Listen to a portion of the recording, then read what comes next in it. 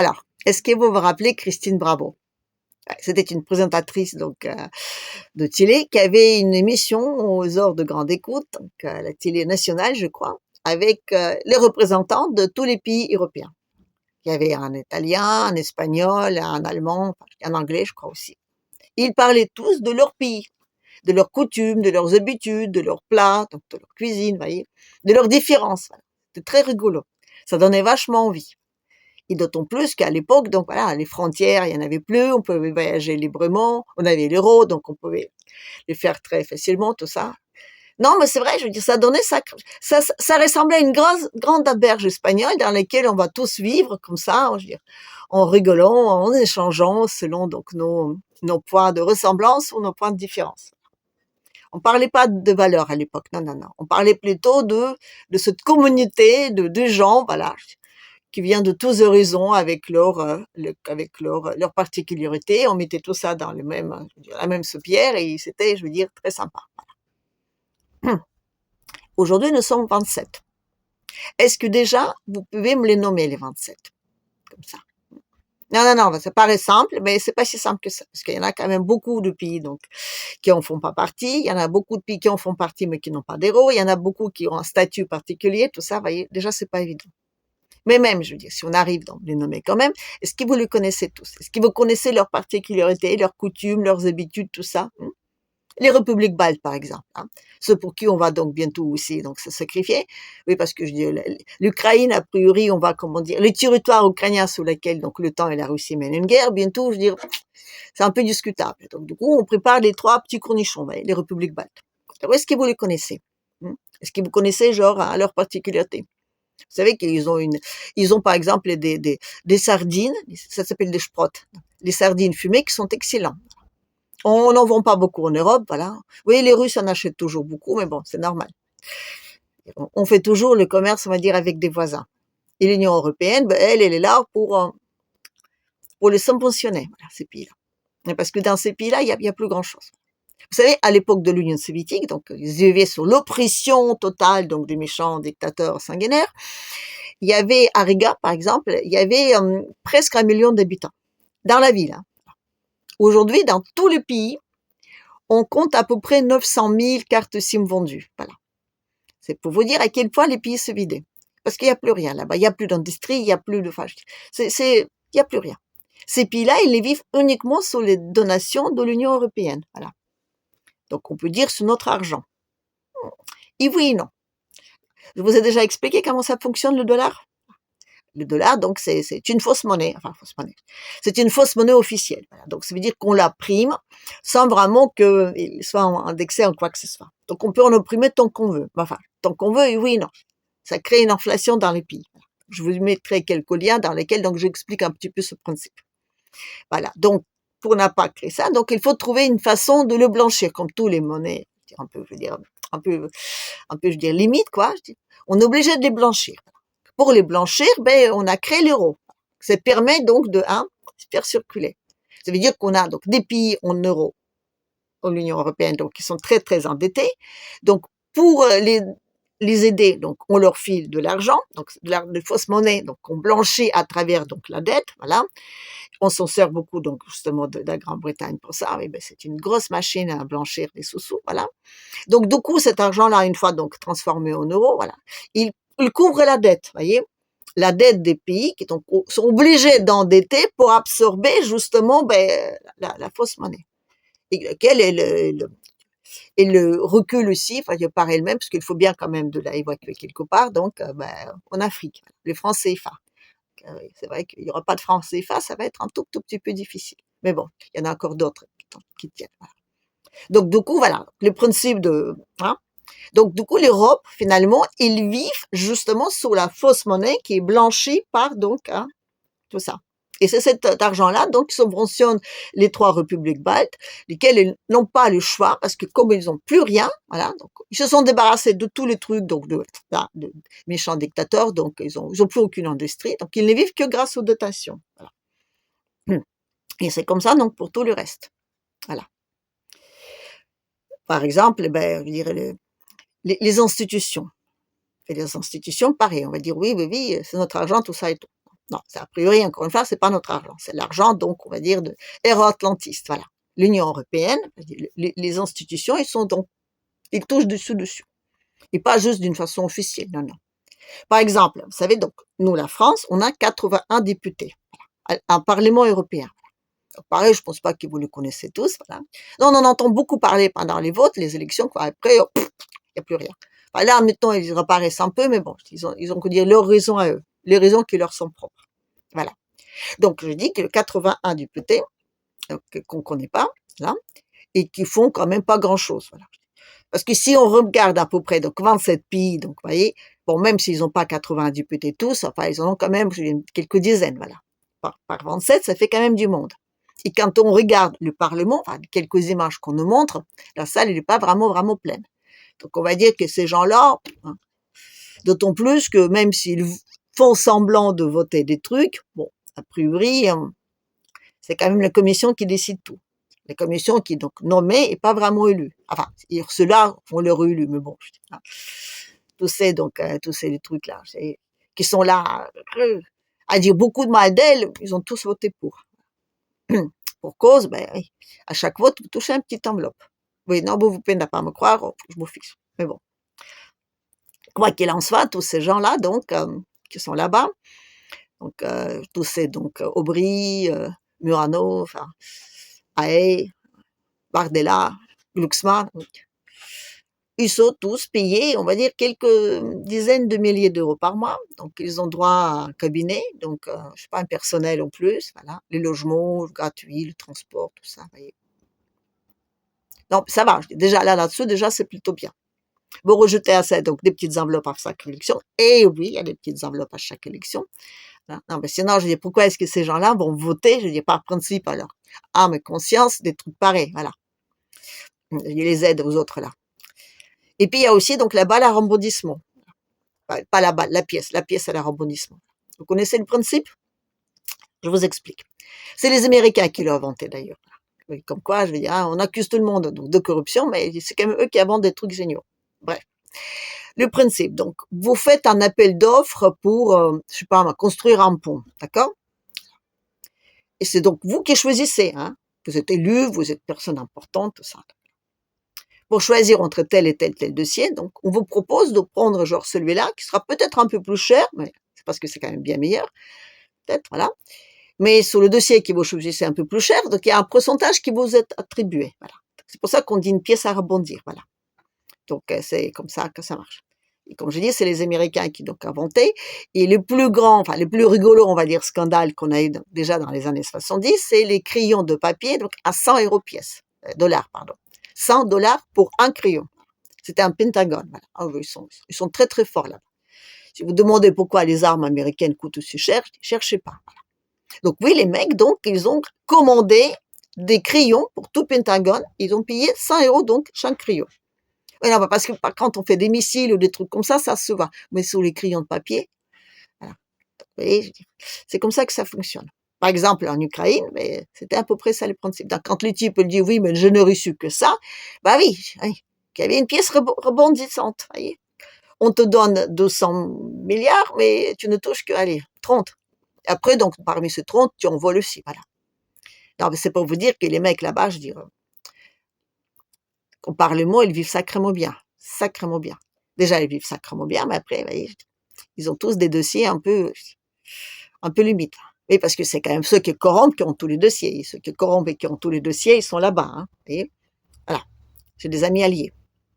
Et les amis alliés, ils ont non seulement dit qu'ils allaient donc couper les vivres, mais ils ont dit aussi qu'ils allaient demander des comptes.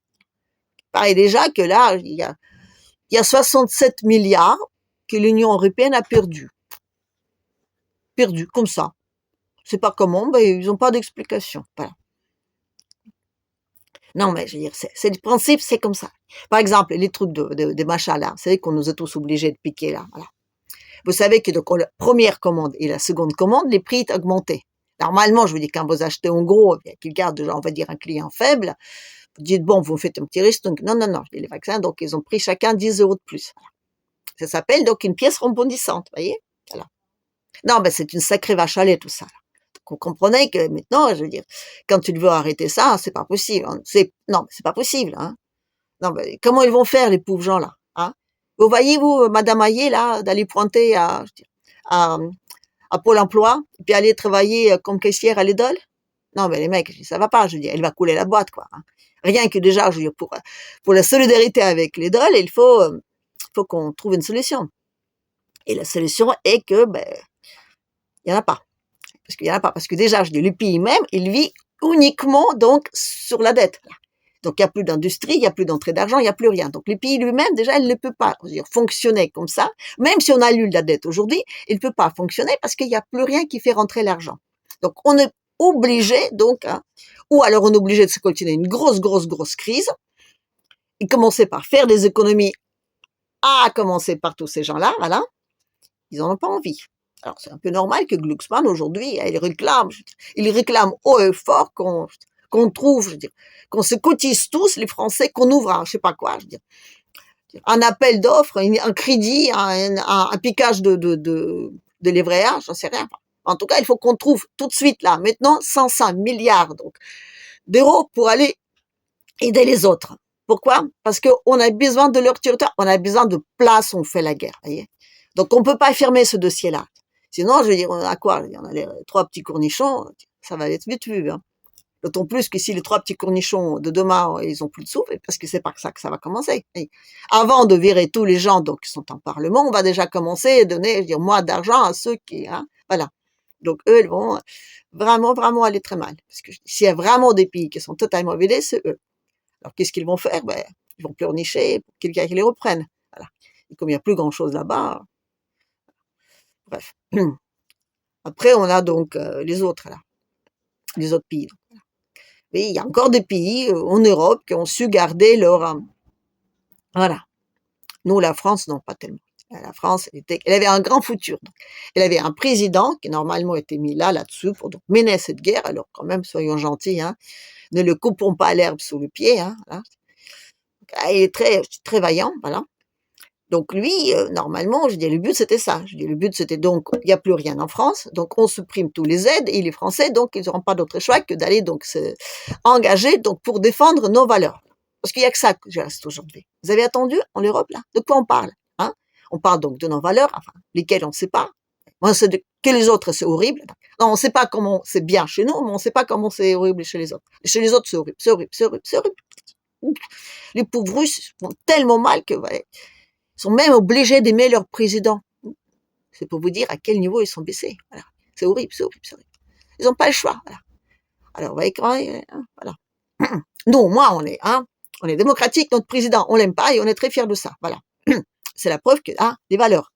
Oui, les valeurs aujourd'hui européennes, on va dire ce qu'on n'aime pas nos dirigeants. Voilà. C'est ce qui nous différencie des Russes d'ailleurs. Voilà.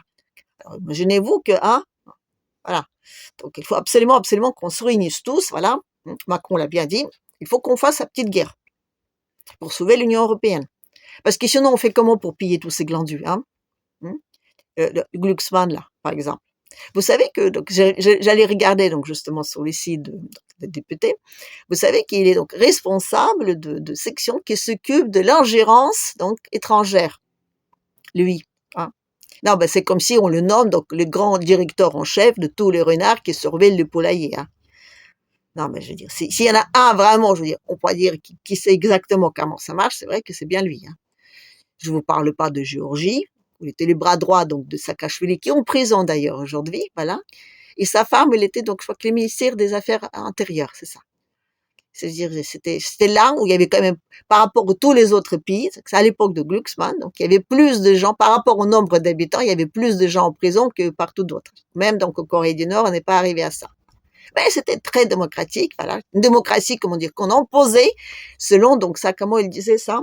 Vision, non, selon ça, je sais pas, les trucs du monde, voilà. Je sais pas, il y a des formules un peu bien faites comme ça. Non, mais il présente ça bien. Et quand il parle, vraiment, je dis, on lui donnera tout, hein. Avec ses longs doigts, comme ça, je dis.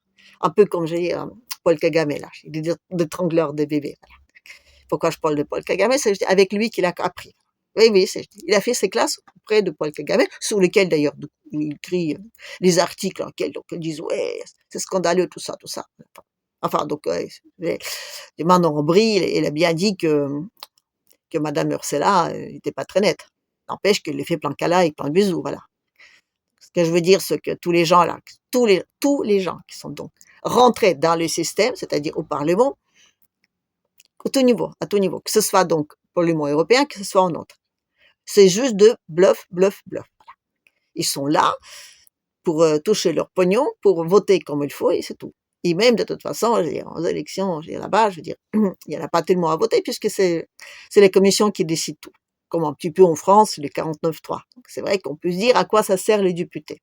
Mais ça sert quand même à donner cette illusion de cette fameuse démocratie et de ces valeurs qu'on doit aller défendre. Voilà. Et on doit payer ces glandules. Alors que je dis, on doit les payer parce que je dis là, a priori, il n'y aura plus d'argent américain. Les Américains, ils ont dit que ça leur coûtait trop cher, il fallait qu'ils repartissent leurs sous là, chez eux. Donc, je veux dire, peu importe, aujourd'hui, que ce soit Trump ou quelqu'un d'autre, il n'y a plus d'argent, il n'y a plus d'argent. Donc, d'espérer que, on va essayer donc de refaire retourner là-bas on va dire les démocrates, ce sera juste, comment dire, reculer pour mieux sauter. Il n'y a plus d'argent, il n'y a plus d'argent. Donc, aujourd'hui, tous ces glandus-là, ce sera à nous de les prendre en charge. Ce sera bien de le faire parce qu'encore une fois, je dis, si on veut pas faire couler donc les dollars avec Hayek comme caissière, on sera bien obligé de le faire. Comment? Je ne sais pas. Parce qu'encore une fois, je dis, il n'y a plus d'entrée d'argent. L'argent aujourd'hui, le seul argent que la France a, c'est l'argent du français. Voilà. Donc, je ne sais pas comment on va faire, mais la seule solution qu'on a, c'est la guerre. Oui, oui, oui, c'est la seule solution. En tout cas, aujourd'hui, pour sauver tous ces gens-là, donc, que ce soit donc un parlement là-bas ou en bas, que ce soit donc je veux dire, au niveau on va dire européen ou au niveau national. Non, parce que je dis, ces gens-là, ils ne vont pas laisser faire. Ah non, non, non, ils vont tous s'employer au maximum pour quand même essayer de sauver leur poste. C'est normal. Je dis, moi, je ferai pareil. Faut pas les juger. Voilà. Mais nous, en attendant, faut qu'on fasse la guerre aux Russes. Il a bien dit, le président. Il a bien dit que c'est quand même vraiment dramatique, voilà. Il y a des Coréens du Nord, là-bas, voilà. On n'a jamais prouvé qui ils étaient, mais bon. Ça montrait bien à quel point, donc, les Russes, ils sont méchants, voilà. Le Corée du Nord, c'est pas bien grave, hein, mais bon. Ah oui, il y a aussi des Iraniens. Enfin, de toute façon, tous les méchants dictateurs, ils sont là. Donc, vous vous rendez compte? Les Russes, hein. Ils sont en manque, je sais pas moi, d'escargots de Bourgogne, voilà. Alors, du coup, oui, il faut qu'ils envahissent Paris pour, voilà. Bon, ce sera plus simple peut-être lever les sanctions et juste dire, vous n'avez que venir en touriste, mais bon, hein. On sait bien nos valeurs, lesquelles, j'en sais rien, mais voilà. En tout cas, on a des valeurs financières on va dire, à sauver, donc voilà. Et franchement, non, mais c'est vrai, je veux dire, si la France encore, elle pourrait être sûre de gagner, à la limite, pourquoi pas. Mais là, donc, envahir, allez, en gros, si vraiment on fait les fonds de tiroir, hein, vraiment on fait les fonds de tiroir, là, entre donc les Britanniques, les Français, et je sais plus quoi d'autre, là, les Allemands peut-être, on arriverait à quoi, à 30-40 000 hommes. C'est à peu près ce que les Russes recrutent tous les mois, voilà. Et les Russes, je dirais, ils font attention aux Ukrainiens. Oui, vous avez peut-être du mal à me croire, mais ils font attention aux Ukrainiens parce que c'est les gens avec lesquels après ils sont supposés de vivre, voilà. Donc ils veulent pas trop se fâcher. Les Ukrainiens, eux, ils s'en fichent, mais les Russes, ils font attention. Mais les Français, je ne vois pas pourquoi ils vont faire attention, hein, une fois qu'ils seront là-bas sur le territoire. Donc du coup, on va assez rapidement d'avoir des petits cercueils. Déjà qu'on a, je veux dire, pas mal, mais bon, on n'en parle pas. Et ce sera quand même bien que notre président démocratiquement élu, là, le français, donc les Macron, là, qu'il dit un petit peu déjà le nombre des gens qui sont morts là-bas.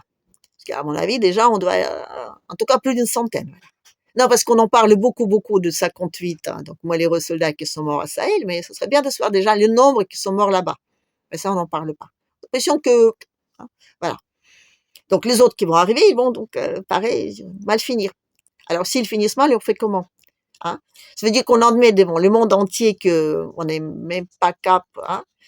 Et ça donnera quelques idées aux autres, surtout aux Africains, hein? Donc là, on n'aura pas l'air, on va dire, bête comme ça. Sinon, donc on a toujours la nucléaire, la bombe, voilà. Oui, oui, oui. Donc c'est Poutine, donc qui remue sa bombe tout le temps, donc en faisant peur à tout le monde, mais c'est quand même Macron qui dit on a quand même ça comme joker. Donc les bombes sont balancées de l'avion normalement, hein. Ils savent pas se tirer comme ça. Par un avion qui va pas forcément vite. Donc, je dirais, a priori, il sera peut-être abattu même avant. Mais même, je dis, ce ne sera pas abattu, je dis, puis c'est grand la Russie, là. Donc on n'a même pas un nombre suffisant pour le faire. En revanche, la Russie, elle pourra répliquer. Il sera donc tout à fait, je veux dire, ce sera même justifié, voilà. Et là, leurs armes à eux, on les arrête pas. Et leurs armes à eux, c'est même pas des armes nucléaires. Voilà. Oreshnik, c'est vraiment une arme, comment dire, humanitaire, parce que elle détruit pas des hommes, enfin, je ne détruis pas le pays, voyez. Elle détruit en profondeur. C'est pour ça qu'on n'a pas tellement de photos de l'usine, là, de Jvash, parce que, je veux dire, c'est plutôt dedans que ça se passe. À la surface, bon, il y aura un trou. Mais en bas, là, dans les bunkers, il y aura des choses. Donc, a priori, tous ces dirigeants-là, je comprends que bon, ils tiennent beaucoup à leur pognon, et c'est normal, c'est même louable. Hein. Le pognon, c'est lui qui fait tourner le monde, mais je serais à leur place, je réfléchirais un tout petit peu à leur vie. Voilà. Juste une petite remarque. Je dis, notre Marcon, là, démocratiquement élu, avec ces petits points-là, et ces valeurs à la con. Pardon. Voilà. Bref. Ce que je veux dire, c'est qu'on va avoir des moments très, très difficiles. Et il faudra peut-être réfléchir pour qui on a envie de se sacrifier. À commencer déjà, lesquels de deux parlements on est prêt à se mentionner. Voilà. Et a priori, je pense que là, comme ça, à Bédoy, ce sera plutôt les trucs nationaux. Voilà. D'ailleurs, vous avez vu dans son allocation, là, où il a mis la carte à l'envers, là. Enfin, il a mis tout à l'envers. Enfin, peu importe. Le Marcon, là. Et il a mis en avant un drapeau français, plus tellement européen. Voilà. Donc, si le choix se présente, ben, c'est pas ceux de l'Europe qu'on va piller, voilà, avec notre propre argent. Donc, encore une fois, vous voyez, tic, tic, tic, tic, tic, comme des petits dominos, tout ça, ça va tomber. Voilà. Allez. Je vais m'arrêter là-dessus pour aujourd'hui. Voilà. Et donc, je vous dis, s'il vous plaît, n'hésitez pas donc de partager, de me laisser les pouces et des commentaires, même si dans vos commentaires, vous faites juste un petit smiley. Voilà. Cela permet que YouTube, dans ses calculs donc, merveilleuses, se dit, tiens, c'est peut-être intéressant, je vais peut-être le proposer aux autres. Voilà. Ça me rapporte rien, les vidéos. Non, non, non, mais bon. Peut-être un jour, parce que j'ai pas assez de, comment dire, de vues ni d'abonnés, mais bon. Peut-être un jour. Et ce que je dis, c'est pas inintéressant, donc soyez gentils, partagez un petit coup, voilà.